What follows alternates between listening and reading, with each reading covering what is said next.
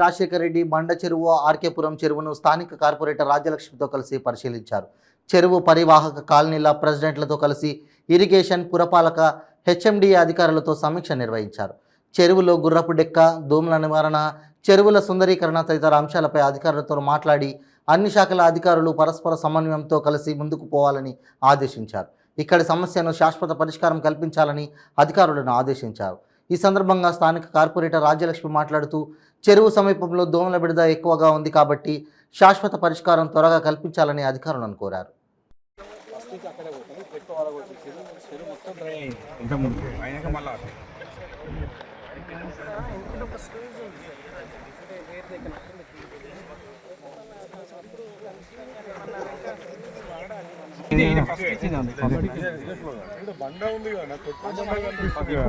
బండ పెద్ద ఉంటే నీకు ఎట్లా natural flow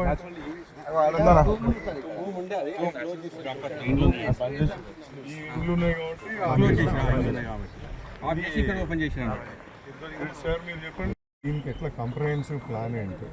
lot of confusions ఉన్నాయి కదా, ఈ కన్ఫ్యూజన్స్కి వీళ్ళతో మీరు పిలిస్తే వస్తారా? వీళ్ళు ఇష్యూ ఏం లేదు కదా, మళ్ళీ హెచ్ఎండిఏ వాళ్ళు కూడా వస్తారు కదా.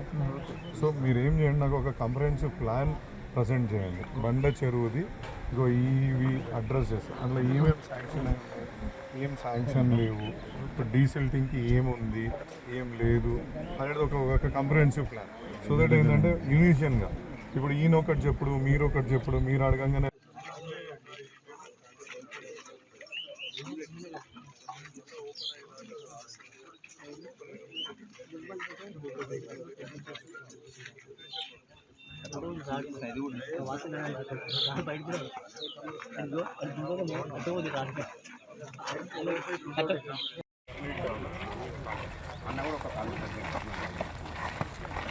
కార్పొరేటర్ని ఈరోజు కొత్తగా ఎలక్ట్ అయిన ఎమ్మెల్యే గారు రాజశేఖర్ రెడ్డి గారు బండ చెరువుని సందర్శించడం జరిగింది.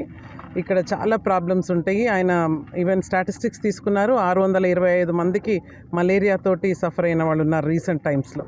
సో ఇప్పుడు కూడా ఇక్కడ దోమల బెడద 16 కాలనీస్ ఈ బండ చెరువు చుట్టూ ఉంటాయి. ప్రతి ఒక్కళ్ళు కూడా నిద్రలేని రాత్రులు గడుపుతూ ఉంటారు. అప్పటికి నేను కూడా ట్రై చేశాను. ఇంతకుముందు ప్రీవియస్ ఎమ్మెల్యే గారు కూడా చాలా ట్రై చేసి లైక్ ఇరిగేషన్ డిపార్ట్మెంట్ని, హెచ్ఎండిఏని, లేక్స్ని అందరినీ కూడా కోఆర్డినేట్ చేశారు. కానీ ఆ వర్క్ సరిపోదు.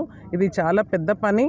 అందరూ కూడా అన్ని డిపార్ట్మెంట్స్ కోఆర్డినేట్ చేసుకుని ఒక పెద్ద బడ్జెట్ తోటి కూడుకున్న పని. ఎందుకంటే ఎప్పుడు కూడా ఈ గుర్రప్ డెక్క దీంట్లో ఉండిపోతుంది, అది వాటర్ లెవెల్ తక్కువ ఉంటుంది. And moreover storm water డ్రైన్స్లోకి డ్రైనేజ్ కలపడము, అదే సేమ్ స్టామ్ వాటర్ డ్రైన్స్ వచ్చి ఈ బండ చెరువులో పడడము, దానివల్ల ఈ గుర్రప్ డెక్ అంతా పెరుగుతుంది. ఎస్టీపీ ప్లాంట్స్ కూడా కావాలి ఇక్కడ. అండ్ వాకింగ్ ట్రాక్ ఒకటి ఉంది, దీన్ని డెవలప్మెంట్ కావాలి.